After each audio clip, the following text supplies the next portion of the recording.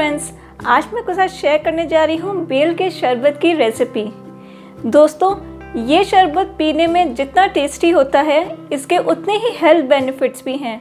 गर्मियों में ये पीने के लिए एक बहुत ही अच्छी और हेल्थी ड्रिंक है, तो आप इस रेसिपी को पूरा एंड तक देखिएगा ताकि आप भी इस ड्रिंक को इजीली बना सकें और इसके बेनिफिट्स का फ़ायदा भी उठा सकें।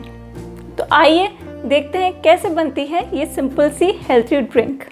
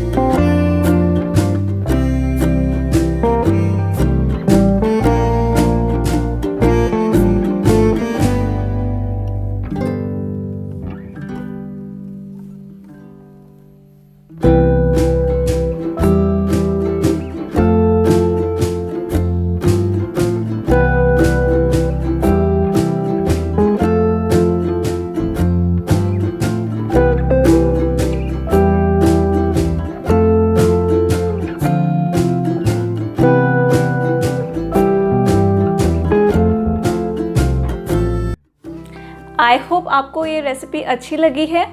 अगर अच्छी लगी है तो प्लीज़ मेरे चैनल को ज़रूर लाइक करिए, सब्सक्राइब करिए और लोगों के साथ इन रेसिपीज़ को शेयर करिए ताकि वो भी मेरे चैनल को सब्सक्राइब कर सकें और उन्हें भी इन रेसिपीज़ का मज़ा उठाने का मौका मिल सके। Thank you.